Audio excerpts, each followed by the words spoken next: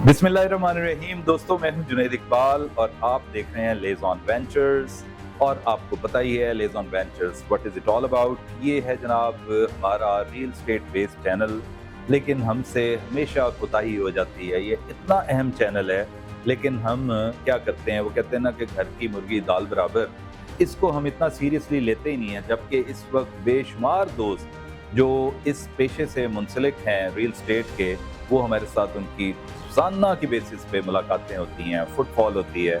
और हम हैं कि जनाब पता नहीं और कामों में पड़े रहते हैं, लेकिन सोचा ये था कि आपकी रहनुमाई के लिए, आपको गाइड करने के लिए इन दोस्तों की राय ली जाएगी, इनको ऑन बोर्ड किया जाएगा अपने साथ। लेकिन बस जनाब आइंदा से ऐसा नहीं होगा, क्योंकि कल से बाकायदा रोड मैप बन चुका है और हम कोशिश किया करेंगे हफ्ते में 3-4 ऐसे लोगों को या स्टूडियो में बुलाएं, या हम जिनके ऑनगोइंग प्रोजेक्ट्स हैं उन प्रोजेक्ट पे जाके उनसे गुफ्तगू की जाए। तो जनाब आज हमने जिस मेहमान को मदऊ किया है, बहुत बड़ा नाम है माशाल्लाह इस फील्ड में, अ वेरी थॉरो जेंटलमैन, और ये हैं जनाब कर्नल रिटायर्ड हबीबुर रहमान साहब। अस्सलाम वालेकुम जनाब। वालेकुम अस्सलाम। क्या हाल है जनाब कर्नल साहब, ठीक ठाक हैं आप? बिल्कुल ठीक। सबसे पहली बात तो ये है कि आपका बहुत शुक्रिया कि जनाब आज आप तशरीफ लाएं। नाज़रीन, ये भी मैं आपको बताता चलूं, मैंने शुक्रिया अदा किया कि ये बैठते हैं सेकंड फ्लोर पे और हम होते हैं थर्ड फ्लोर पे, लेकिन कर्नल रिटायर्ड है ना, फिर मेरा मतलब की करिए, मतलब आपको समझदार हैं, आप समझते तो हैं सारी चीज़ों को। हमने फिर भी इनका शुक्रिया ही अदा किया जनाब के सेकंड फ्लोर से हमारे पास थर्ड फ्लोर पे आए हैं और ये हमारे साथ ही मुंसलिक है माशाल्लाह डिफरेंट चीज़ों में। तो आज जनाब हम इंशाल्लाह कोशिश करेंगे मुख्तसर पैराए में सैर हासिल गुफ्तगू करें, ताकि आपको भी पता चले इनके साथ इनके जो अब तक के इस रिलेटेड पोर्टफोलियो में जो जो अचीवमेंट्स हैं, और ये आपको यकीनी तौर पर बताएंगे कि इस वक्त हम कहाँ किस सिम्त में जा रहे हैं, specially when it comes to the construction business in real estate. हमारा आज का फोकस भी यही है। तो जनाब चलते हैं हम कर्नल साहब की तरफ।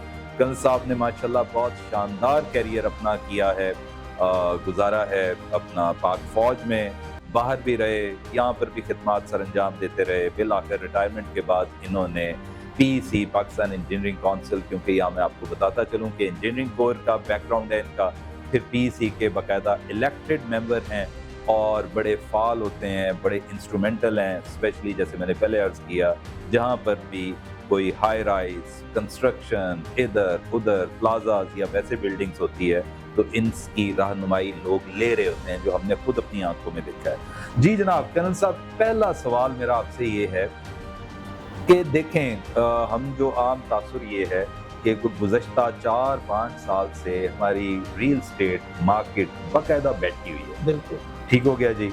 और उसकी बहुत सारी रीजंस हैं, मतलब आप देखें ना, मुल्क में पॉलिटिकल इंस्टेबिलिटी भी रही है, जो आहिस्ता आहिस्ता अब ठीक होने को जा रही है, अल्लाह करे मज़ीद ठीक हो जाए, और भी बहुत सारी रीजंस रही हैं।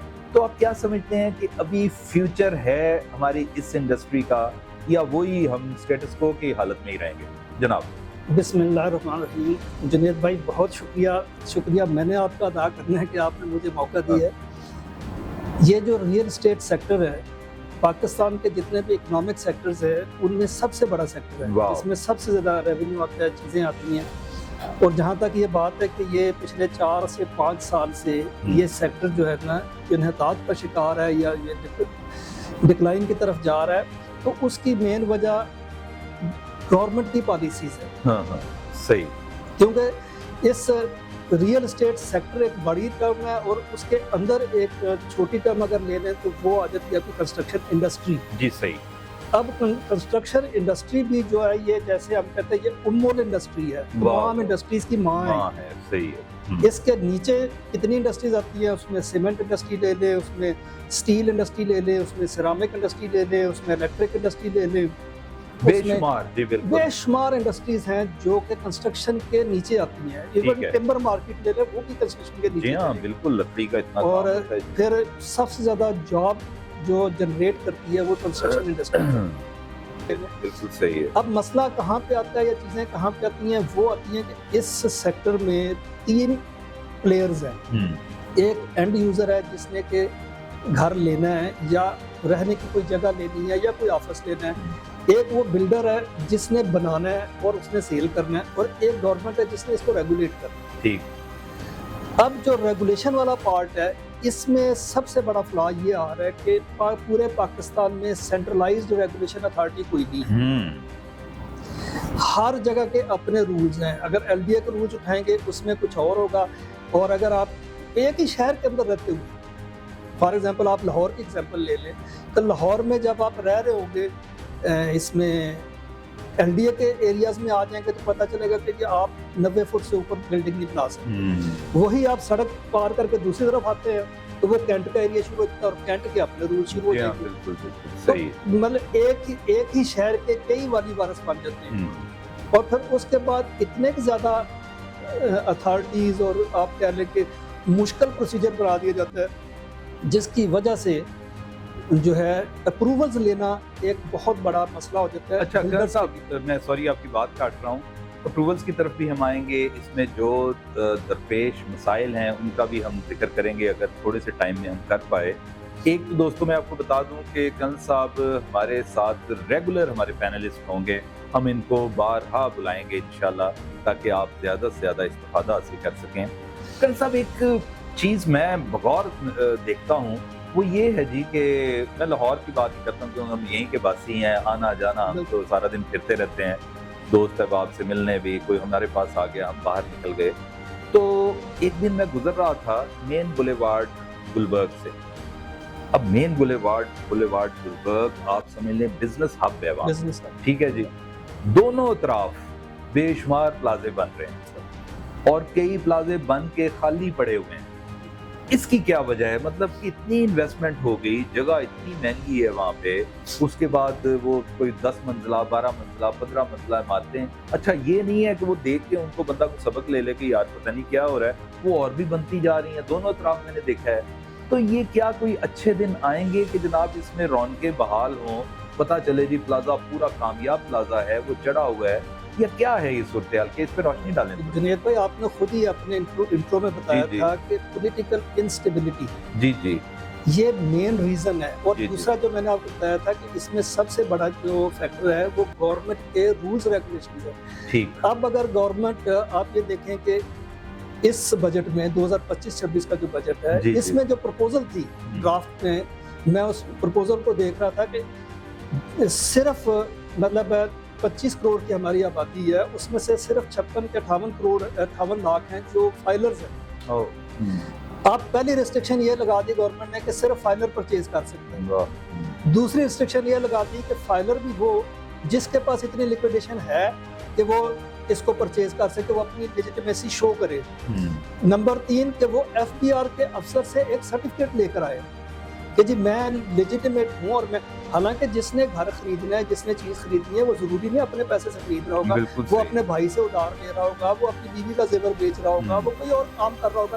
وہ کہاں سے شو کرے, کہاں سے وہ لیجیٹیمیسی اپنی شو کرے کہ میرے پاس اتنے پیسے ہیں؟ صحیح. تو وہ لوگ ڈرتے پھر اس کی طرف آتے ہی نہیں, جس کی وجہ سے اکثر کھڑی بلڈنگوں میں خالی پڑی ہوئی ہیں.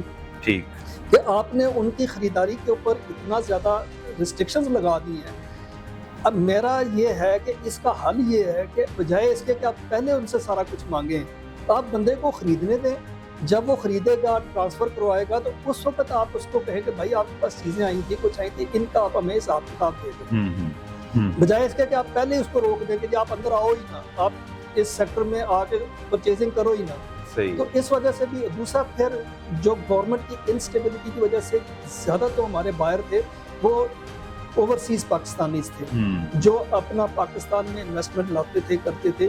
وہ اس وقت تقریباً آپ کہنے اگر زیرو نہیں ہوئی تو بہت زیادہ پیچھے ہٹے ہوئے ہیں اور کوئی پرچیزز نہیں کر رہے پاکستان. اچھا ٹھیک ہو گیا. چلیں کرنل صاحب, اب یہ بات تو بالکل صحیح ہے اور واقعی مطلب نظر بھی آتی ہے کہ ذرا تھوڑا سا جب معاشرہ سیاسی طور پر بھی انتشار کا شکار ہوتا ہے تو اس طرح کی چیزوں میں تعطل تو آتا ہے, وہ دیکھا گیا ہے پہلے بھی. لیکن ایک تاثر یہ بھی مل رہا ہے, آپ بھی ماشاءاللہ بڑا وہ کیا صاحب نظر ہیں, آپ دیکھ رہے ہیں کہ چیزیں بہتر ہونے کو جا رہی ہیں. حالیہ بجٹ میں بھی دیکھیں انہوں نے کوشش کی ہے پہلی ٹرانچ میں ہی, پہلی اٹیمپٹ میں کچھ تھوڑے بہت جو ٹیکسز ہیں ان میں کمی لائی گئی ہے جو کہ الٹیمیٹلی بڑا اچھا امپیکٹ بنتا ہے. دوسرا دوستوں میں آپ کو بتا دوں, میری کرنل صاحب سے اس حوالے سے بھی بات ہو رہی تھی.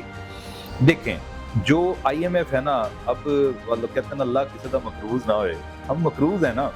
محکوم بھی ہیں. مقروض ہوتا تو بندہ محکوم بھی ہو جاتا ہے بیسیکلی. بالکل. پھر آپ جس کے پیسے لیے ہوتے ہیں ان کی ٹرمز اینڈ کنڈیشنز پہ چل رہے ہوتے ہیں, ٹھیک ہے, اور وہاں پہ بڑے بڑے اکنامک ڈاکٹرز بیٹھے ہیں, اینالسٹ بیٹھے ہیں, فائنینس کے بندے ہیں. انہوں نے جناب گاہے بگاہے آپ کے ملک کی جو بیلنس شیٹ ہے جنرل صاحب, جو ہماری دیکھیں ایک کمپنی کی بیلنس شیٹ ہوتی ہے تو ملک کی بھی تو ہوتی ہے, بالکل بھی. ہماری بیلنس شیٹ کو بغور وہ جائزہ لے رہے ہوتے ہیں اور وہ کہتے ہیں کہ جناب ریونیو کہاں سے اکٹھا ہونا ہے, کیا ہونا ہے, ملک میں کوئی تھوڑی بہت اکنامک ایکٹیویٹی ہوگی تو بیلنس شیٹ ذرا اوپر آئے گی, پنپے گی. اچھا, اس میں انہوں نے کیا کیا ہے, میں شارٹ اس میں رائے میں بتا دیتا ہوں کہ باقاعدہ ڈکٹیشن دی ہے, احکامات جاری کیے ہیں, انسٹرکشنز دی ہیں ہماری لوکل اتھارٹیز کو کہ بھائی آپ ریل اسٹیٹ میں, جیسے کرن صاحب نے بتایا, بالخصوص پراپرٹی میں, ایسی پراپرٹی جو کنسٹرکشن بیسڈ ہو, وہاں پہ آپ زیادہ سے زیادہ توجہ دیں. جیسے انہوں نے بھی بتایا اپنے پہلے سوال کے جواب میں کہ بے شمار ڈپارٹمنٹس, بے شمار بزنس کی جو سٹریمز ہیں وہ ایکٹیویٹ ہوتی ہیں ایک چھوٹے سے گھر کی تعمیر کوئی لے لیں, خواہ وہ بڑا پلازا ہو, بڑی ہائی رائز کو بلڈنگ ہو, کچھ بھی ہو, کوئی میگا اسٹرکچر ہو, تو اس میں پلمر بھی آ جاتے ہیں, اس میں جناب یہ آپ کے الیکٹریشین آ جاتے ہیں, ٹمبر مارکیٹ حرکت میں آ جاتی ہے, سیمنٹ, اسٹیل, واٹ ایور جو بھی ہے, وہ کوئی 50, 60, 70 کے قریب ہیں, شاید اس سے بھی زیادہ ہوں گے depending upon the size of the construction. خیر اگر کوئی لیوش جائے گا تو دیکھیں نا جی, ایلیویٹرز بھی آ جاتے ہیں, ایسکیلیٹرز بھی آ جاتے ہیں, جین سیٹس بھی لگ جاتے ہیں, پتہ نہیں کیا کیا کچھ ہوتا ہے. اچھا, اب انہوں نے یہی کہا ہے کہ جناب اس کو آپ کریں, اور الٹیمیٹلی کرن صاحب یہ ہونا ہے. ہمارے ہاں اس انڈسٹری نے مزید ایک دم سے بڑھنا ہے انشاءاللہ, مجھے بہت قوی امید ہے. جو سب سے بڑی وجہ ہے نا اس کے بڑھنے کی سر, وہ یہ نہیں ہے کہ اس کو ہم نے کسی گورنمنٹ نے بڑھانا ہے یا کچھ کرنا ہے. آپ یو اے ای کو لے لیں, یو اے ای میں کریٹڈ ڈیمانڈ ہے, وہاں پہ اتنی ڈیمانڈ ہے نہیں لیکن ڈیمانڈ کریٹ کی گئی ہے اور وہ وہاں پہ اتنا فلرش کر رہے ہیں. ہمارے ملک کی تو آبادی 25 کروڑ ہے, ہمارے تو ہر گھر میں 3 سے 4 بھائی ہیں, انہوں نے بڑے ہونا ہے. اگر اس جنریشن میں نہ انہوں نے گھر علیحدہ کیا تو اس سے اگلی جنریشن میں اتنے بندے ہو جائیں گے کہ انہوں نے گھر علیحدہ کیا. اچھا کرن صاحب یہ بتائیے کہ جو یہاں پہ ہمارے ٹرینڈ ابھی کراچی سے سٹارٹ ہوا ہے, یہ اپارٹمنٹس اور ہائی رائز میں جناب فلیٹس اور یہ وہ سارا, یہ پنجاب ہے نا ذرا, یہ وہ کہتے ہیں نا کہ میدانوں کا علاقہ ہے, یہاں پہ کھلے واسی ہیں, کھلی جگہوں میں رہنے والے. اب میں نے یہ دیکھا ہے کہ کراچی کے بعد یہ ٹرینڈ آ گیا اسلام آباد میں. اب اسلام آباد میں ڈاؤن دا لائن جو سیکنڈ ٹیئر بگ سٹی, بلکہ میں تو لاہور کو بگ ٹیئر ہی بولتا ہوں, فرسٹ ٹیئر سٹی ہے, سیکنڈ ٹیئر میں تو دیکھیں نا گجرات آ گیا, گجرانوالہ, سیالکوٹ, فیصل آباد, ملتان, لاہور میں بھی اب یہ ٹرینڈ آ رہا ہے. تو یہ بھی ایک بڑی حوصلہ افزا بات ہے کہ آنے والے دنوں میں ظاہری بات ہے لوگ جو بہت ہی کنجسٹڈ ایریاز میں ہیں وہ نکلیں گے, کھلیں گے, ان کو اپنے بچوں کو بے شک بھلے سے وہ چھوٹی جگہ ہو لیکن صاف ستھری جگہ انہوں نے دینی ہے, تو اس سلسلے میں بھی یہ سارا. اچھا ایک سوال اور ہے میرے ذہن میں آ رہا تھا بار بار کہ آپ اس کا بہت صحیح جواب دے سکتے ہیں.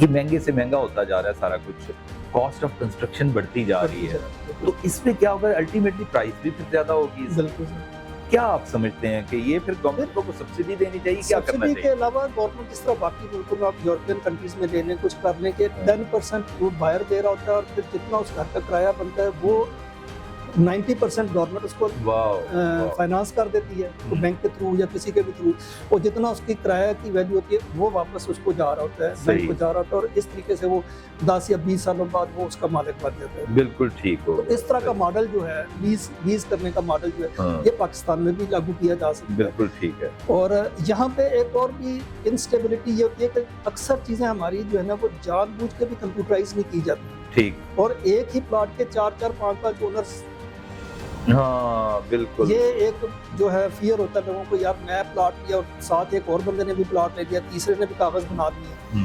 اور اسی طرح انکروچمنٹس ہیں کہ آپ نے گھر خرید لیا, فلیٹ خرید لیا, چیزیں خرید لی, کچھ عرصے بعد ایل ڈی اے کا ایک بلڈوزر آ گیا کہ یہ انکروچمنٹ ہے اور اس کو گرانا شروع کر.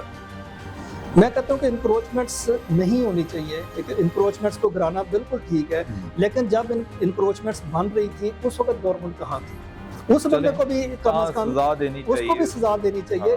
لیکن ادارے اپنے ملازمین کو بچا لیتے ہیں, اور یہ ایک دن آج برج بنا ہے اور 3 مہینے بعد پتہ چلے برج گر گیا, तो उस ब्रिज के ठेकेदार को तो ये सजा देंगे, चीज़ें करेंगे, लेकिन जिस अदारे ने वो बनवाया है, जो गवर्नमेंट का अदारा, उसमें कोई ना कोई चीफ इंजीनियर बैठा हुआ था, उसमें कोई ना कोई एसडीओ बैठा हुआ था, उसमें कोई ऐसे रिस्पॉन्सिबल थे जिन्होंने क्वालिटी कंट्रोल करनी थी। अच्छा जनाब, देखिए दोस्तों, ये चूंकि आज पहला इंट्रोडक्शन है कर्नल साहब का, हम नेक्स्ट प्रोग्राम में इनसे ये पूछेंगे, इनकी माहिराना राय लेंगे। अब वो होगा प्रोग्राम असल, ये आपको बताएंगे अपनी फहम फरासत को सामने रखते हुए, अपने जो यहाँ पे इनका कह लें कि एक्सपीरियंस रहा है, ये बहुत सारे प्रोजेक्ट्स को इन्होंने हेड किया हुआ है, तो इनसे हम पूछेंगे, आपको बताएंगे इंशाल्लाह कि किस जगह पर इन्वेस्टमेंट पॉइंट ऑफ व्यू से या वैसे बंदे ने डेवलप करनी है, परमानेंट कहीं जाके रहना है, वो प्रोग्राम इंशाल्लाह अनकरीब ही आएगा। पूरी तरह R&D उसमें होगी,